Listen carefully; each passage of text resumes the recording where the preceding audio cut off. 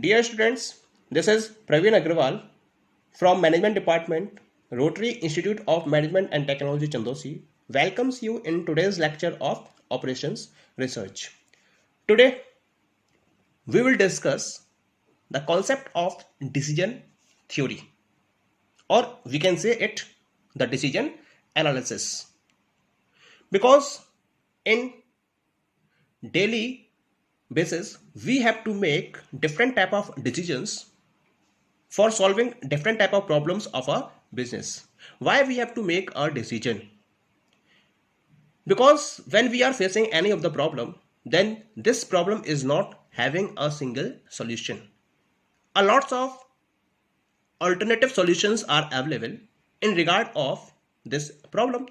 So we have to find the best alternative through which our problem can be solved in the best way.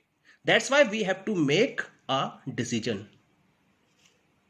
This particular topic focus on such type of decision analysis. Let us have a look on the definition. It is an analytical and systematic approach of comparing decision alternatives in terms of expected outcomes. It means that we are aware with different outcomes in relation to different alternatives available. So with the help of decision analysis, we compare these particular alternatives and try to find the best alternative of the given problem. Making a decision requires an enumeration of feasible and viable alternatives, the projection of consequences associated with different alternatives, and a measure of effectiveness, or we can say that we can say it objective, to identify the best alternative to be used. It means there is a requirement of three variables. The first one is the consequences associated with different alternatives. The first one is alternative, then consequences associated with these alternatives, and objective, which is known as measure of effectiveness in OR. On the basis of these particular three variables, we identify the best alternative that is used in order to solve the given problem of the business. Okay, now come to the process of decision making, or the steps involved in decision making process. Decision making process involve these particular 5 steps. The first one is identify and define the problem.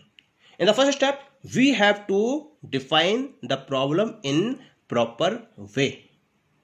The problem must be defined clearly, because it is said that if problem is defined, then 50% of the 50% solution is already obtained. So problem definition is the biggest challenge for the organization. After identifying and defining the problem, next one is list all possible future events. These future events are known as the state of nature. These are the events which are not under the control of the decision maker. Means those particular situations under which the decision maker is going to take the decision. So we have to list all those particular possible state of nature. After this, we have to move to the third step. This is identify all the courses of actions, or they are known as alternatives.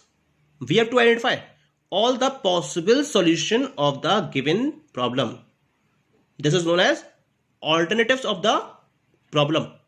Okay, these are under the control of decision maker. Once we are having the state of nature and alternatives available with us, then we move towards the fourth step.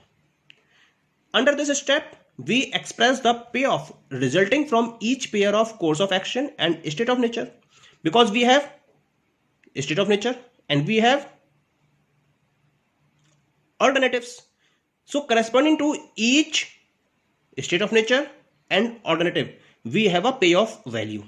This payoff value is plotted on a particular table. Okay, this payoff value is expressed in monetary terms. Once the payoff table is obtained, Then we move to the last step, and this is apply appropriate mathematical decision theory model to select the best course of action.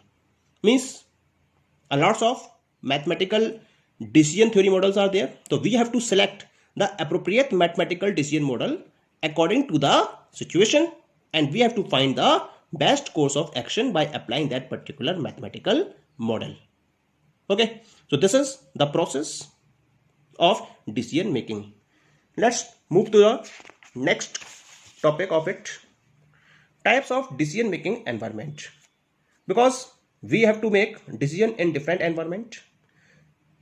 These environment are on the basis of the knowledge which you are having about the alternatives available to you. We have categorized it under the three types. The first one is decision making under certainty, second risk, and third one is uncertainty. So let us have a look on the type 1, decision making under certainty. Certainty, it means that the decision maker has the complete knowledge of consequence of every decision choice of or alternative.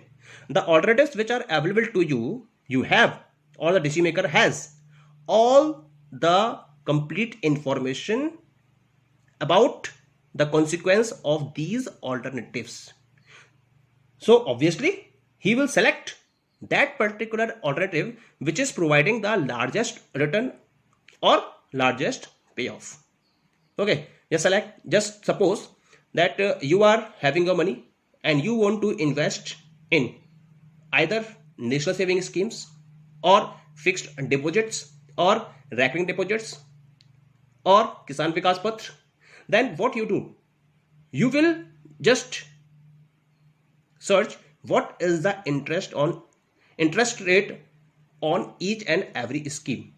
The scheme which is providing the maximum interest, there you will invest your money.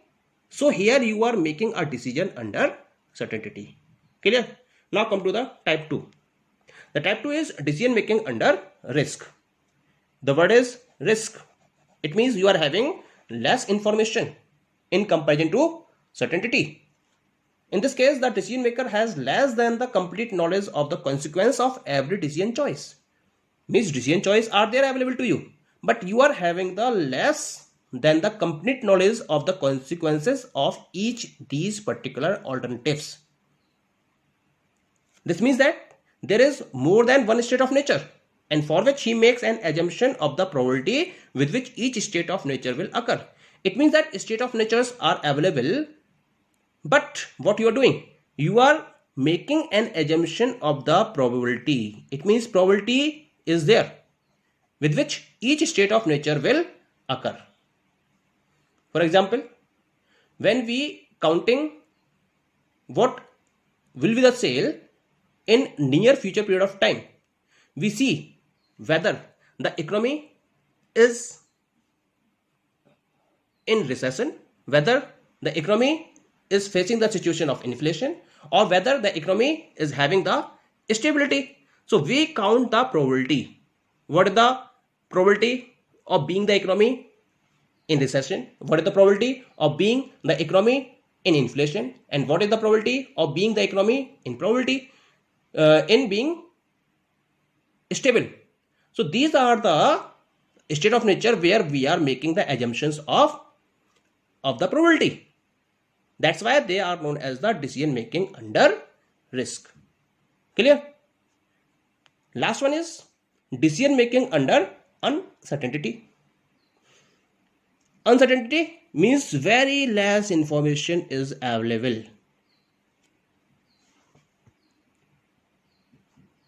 In this case, the possible state of nature is known. You are aware with the state of nature, but the decision maker is unable to specify the probabilities with which the various states of nature will occur. It means in risk, you can make an assumption of the probability for different state of nature, but under uncertainty, you cannot specify the probabilities for different state of nature. That's why this is the case of uncertainty.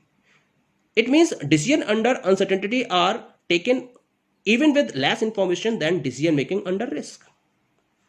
It means under certainty, 100% information is available. Under risk, less information is available in comparison to certainty. And under uncertainty, very less information is available. On the basis of which the decision maker has to make a decision. For example, the probability of